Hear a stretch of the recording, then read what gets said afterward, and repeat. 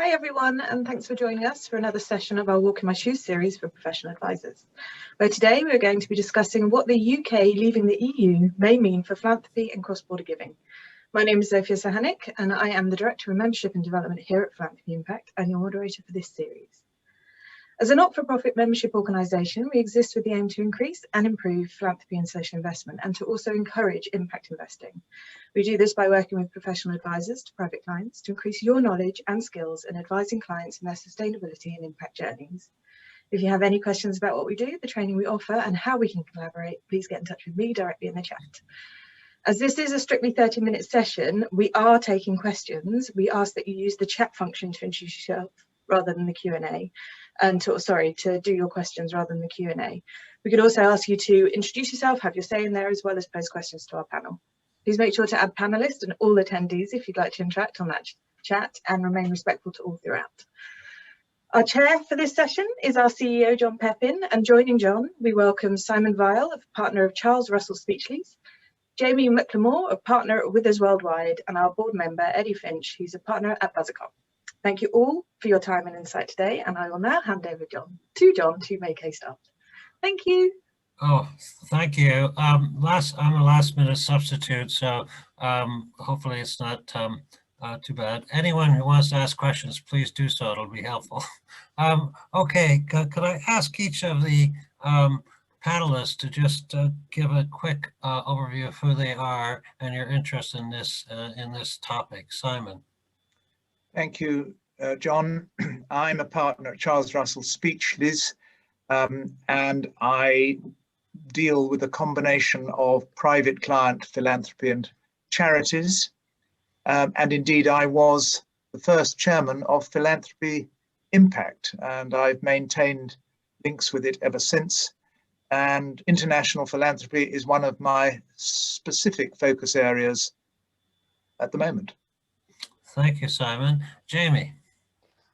So I'm a partner at Withers in London. I'm US qualified in the private client tax team. A large part of my practice is dealing with US people in the UK, and part of that is tax efficient charitable structuring.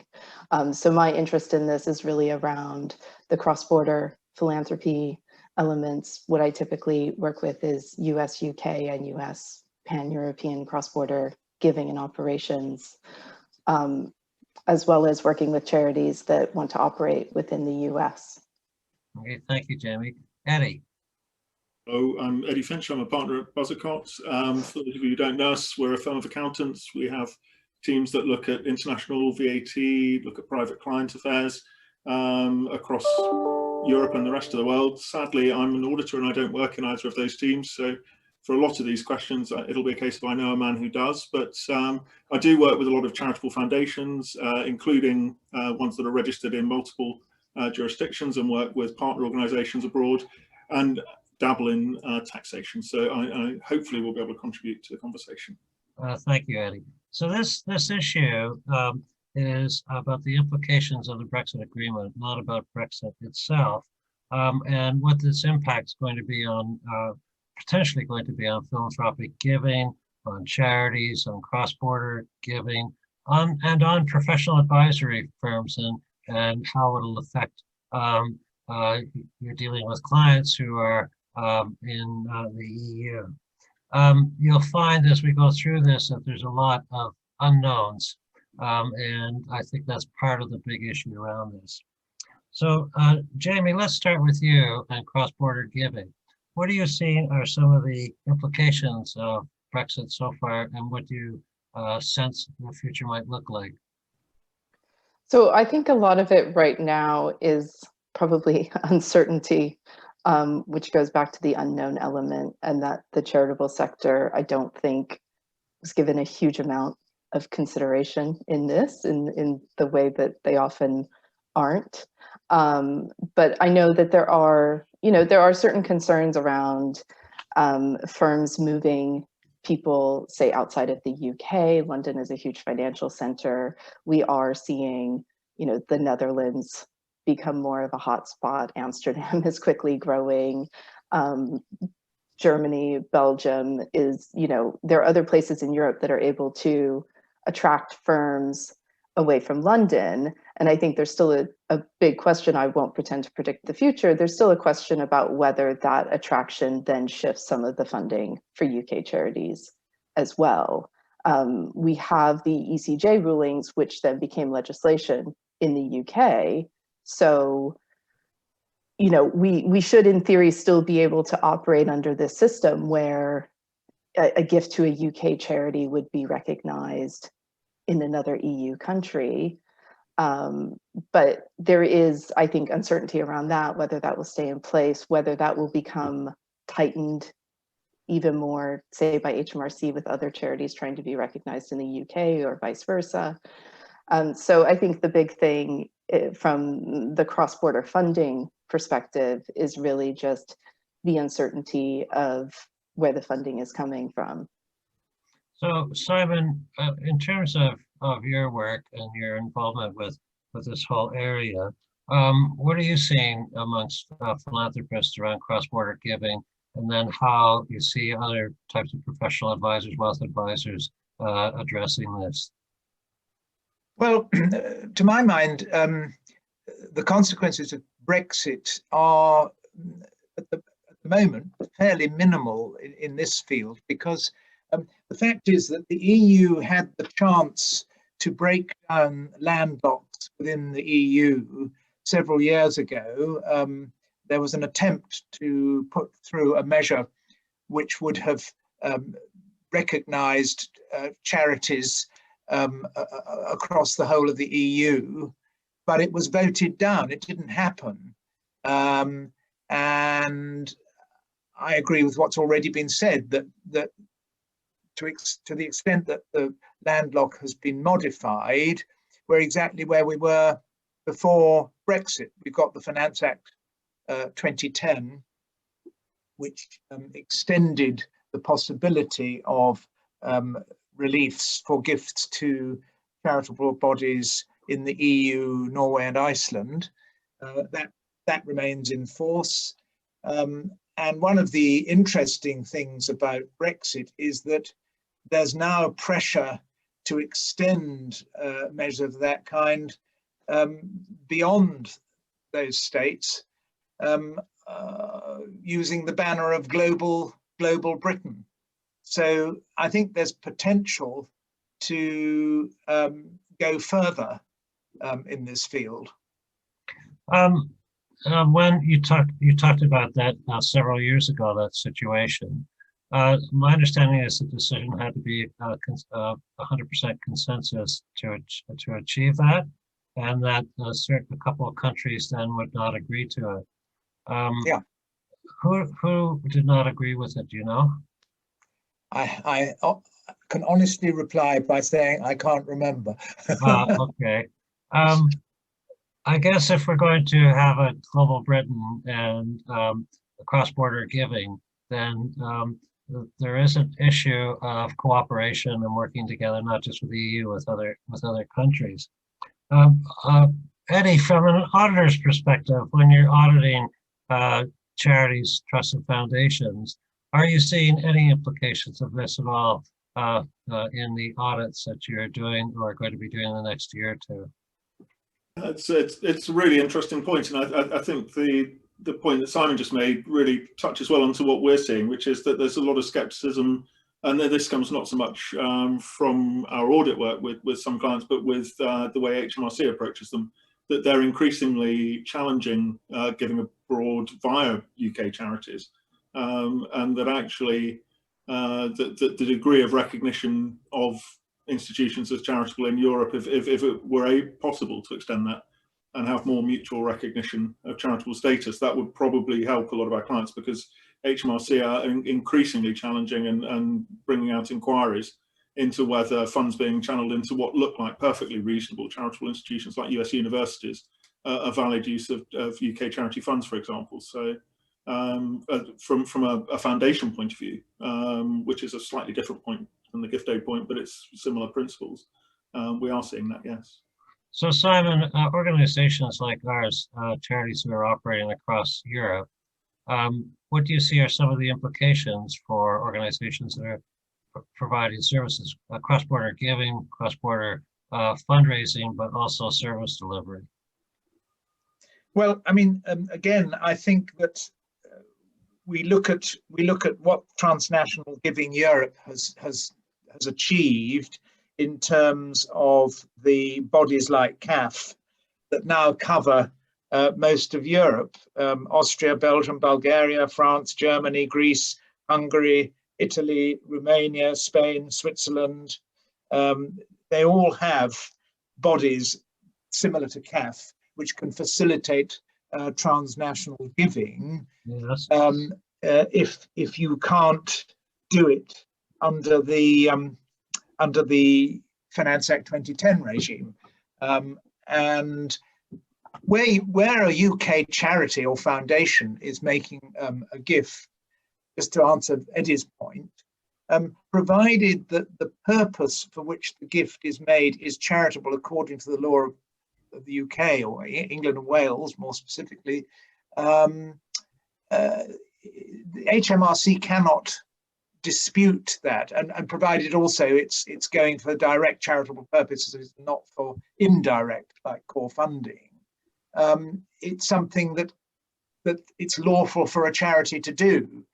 The greater difficulty emerges for individuals who want to make gifts to charitable bodies abroad, and if they don't want to use one of these CAF-like bodies, then the obvious alternative is to use a UK charity that can make the gift itself.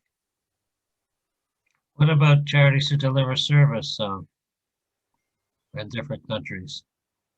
Are we, for example? Well, again, if the gift coming from the UK is designed to fund the delivery of services, and those services are for purposes that are charitable according to our law, then it's something that cannot be prevented legally.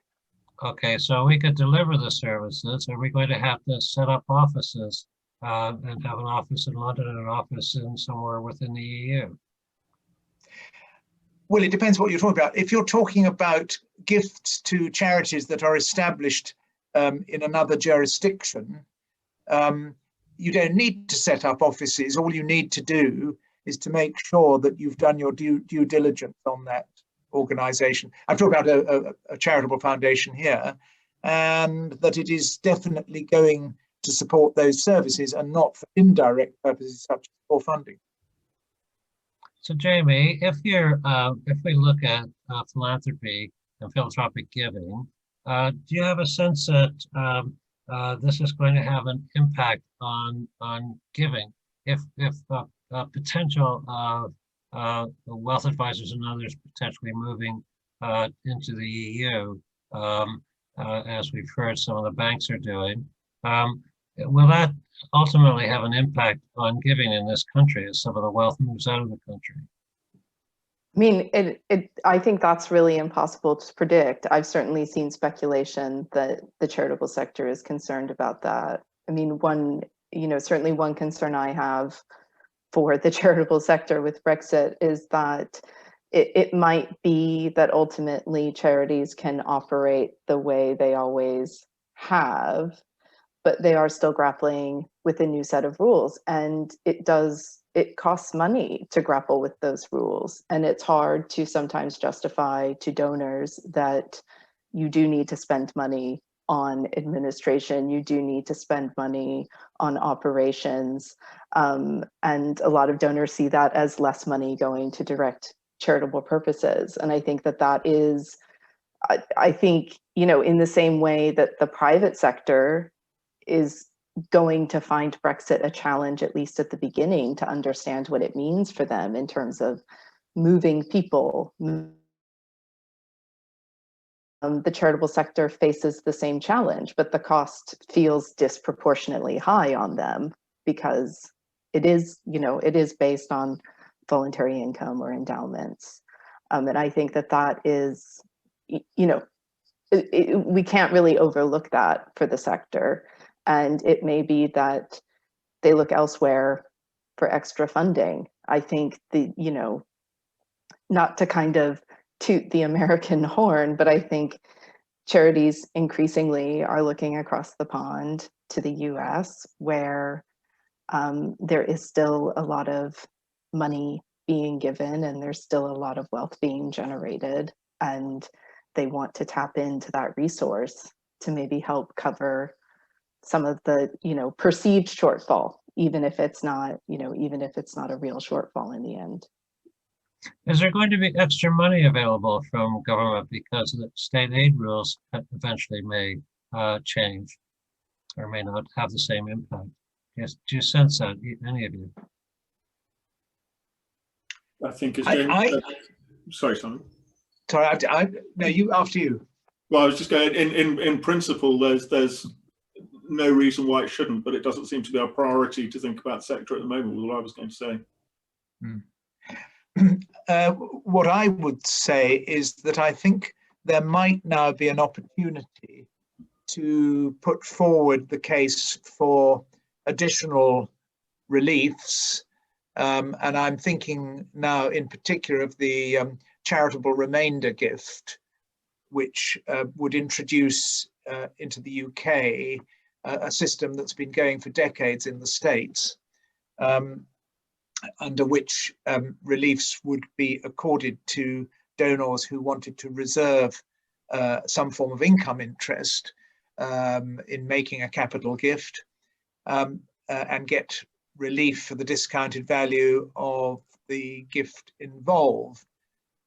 Now, the reason why I think this proposal might stand a better chance now is partly because it would be a relatively inexpensive way of demonstrating support for the sector post-COVID, when it suffered so grievously, as distinct from direct subsidies. And it would be very easy to introduce in terms of statute, because you'd simply replicate the reliefs that already exist for gifts of quoted shares and land.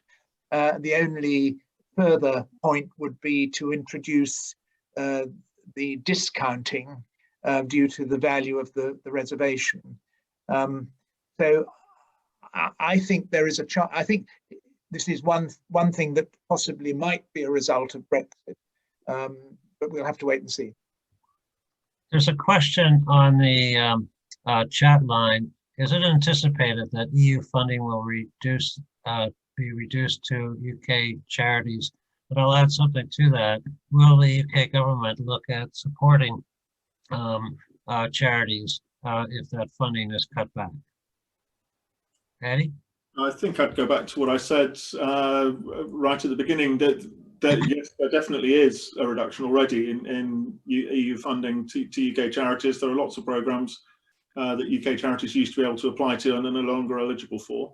And that's a permanent change. That there are commitments in place around development, for example, where the UK government committed to make those budgets good in other ways. But as we've seen, the UK aid budget has subsequently been cut. So yes, there are positive statements that the UK government will provide the same kind of support to charities, but it will have different priorities and it may make different decisions in the future. It's not bound by anything it's previously said. So the a replacement for EU structural funds then could be going in any direction then. And I mean, if agriculture is anything to go by, what could happen is that EU subsidies are replaced by something quite different. Yeah. Okay. There's another comment from Francis Horwath from the Community Foundation for Ireland. We've seen an increase in philanthropic giving through ourselves from the US in the last year, but perhaps more related to COVID than Brexit.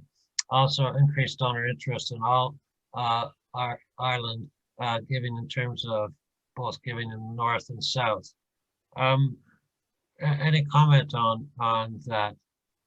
Well, I had read that as well, and I think it is hard to, it would be kind of going on what Simon said about introducing the charitable remainder gifts like we have in the US. I mean, this is well established under US law, but it's going to be really difficult to actually separate out COVID versus Brexit consequences now. You know, these things are so, they feel so inextricably intertwined that, you know, we're focusing on talking about Brexit, but there is so much that is a consequence of COVID as well. And I wouldn't be surprised if increased giving out of the US is some combination of those two things that would be hard to, you know, separate from each other.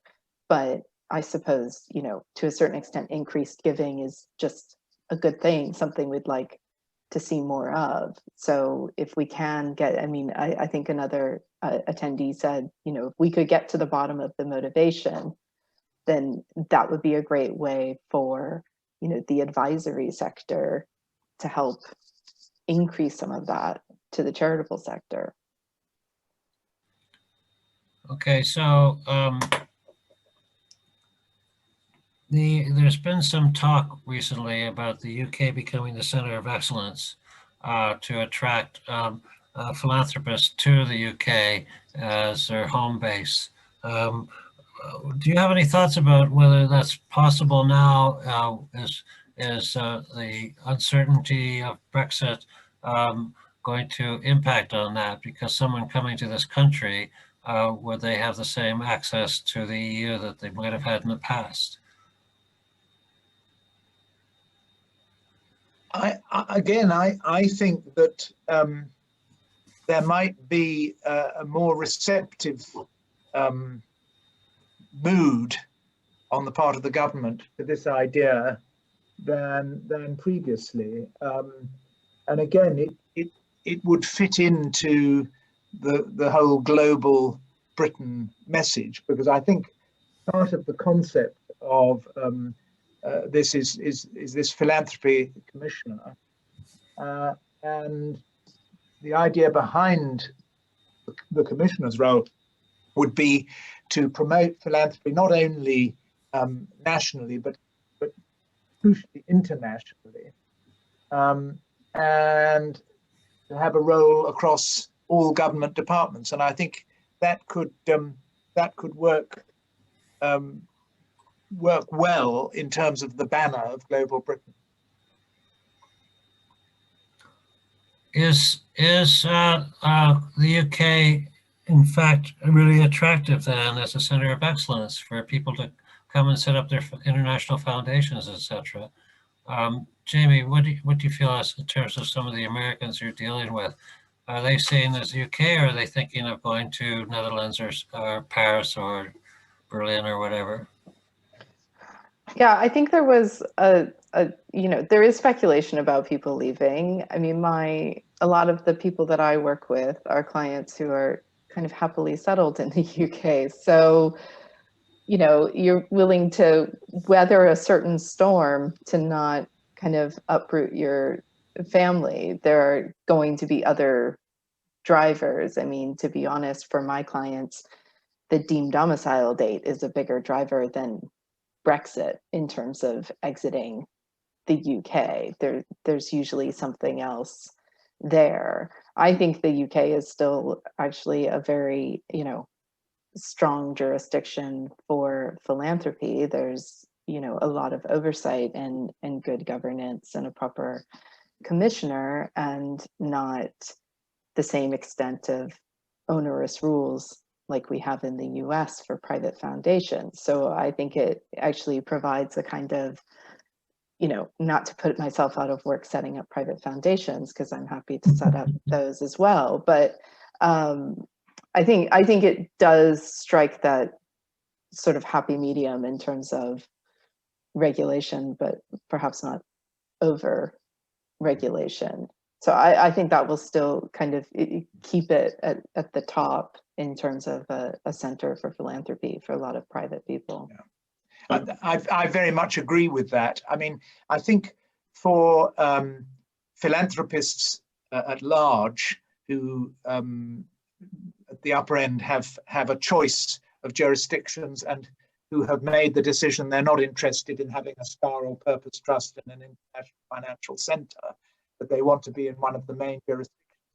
The key choice is in practice between the US and the UK. And when they discover what you've just said, when they discover that private foundations are discriminated against fiscally in the US compared with the UK, there are policy reasons for that, Simon. we have good reasons for it. Okay, all right. Oh, good. Get two lawyers in a room. From an accountant's perspective, I think the point around private foundations is absolutely right. But when people start to look at their relationships with and funding operational charities here, maybe the rules could be a bit lighter here than they currently are, because those sometimes do put people off operating with the organisations in our charity sector. So it's a mixed bag. I think for private charities we are a kind of regime. For a corporate charity, I think the US maybe is. So. Yeah, I'm really thinking here of philanthropists. Yeah, absolutely. Yeah. We've only got a few more minutes left. There's another side to this whole thing which has to do with increased unemployment. So with COVID, unemployment is going up. There is talk in the media that Brexit will lead to unemployment. Whether that happens or not, I'm not sure. But there will be implications for all of this, as put out by the Resolution Foundation around Black, Asian, and other communities being impacted. So it was just going to affect the work that's being done now to address racial, gender, and economic equity issues. Isn't COVID the real cause here, John?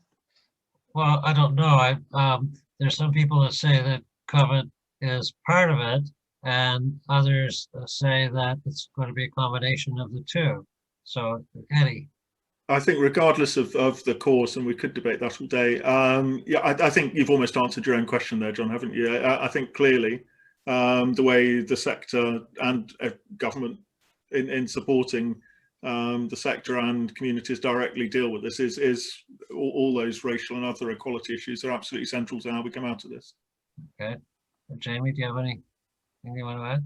No, I mean, I suppose an optimist would say that, like Simon said, there are some opportunities here, and maybe there's an opportunity to come out of this better than we went in.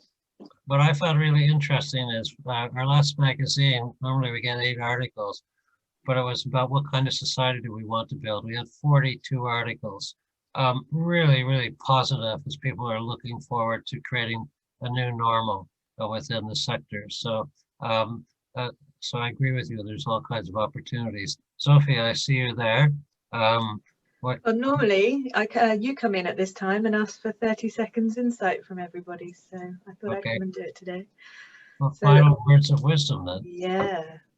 Okay. I think I'll start with Simon today. Okay. Well, as you may have gathered from what I said, I think that Brexit, the results of Brexit, may present opportunities which ought to be exploited for all they're worth. Eddie? My contrary opinion to that is that I think the sector has the wherewithal to repair some of the impacts that Brexit might otherwise inflict. Thank you, Eddie. Jaime? I suppose I should go right in the middle and say I'll be a bit more neutral than either of them. I think I think there's opportunities. I'm cautious about how I think this pans out, but I certainly think we're going to see charities looking elsewhere abroad for filling those gaps. And final words to you, John.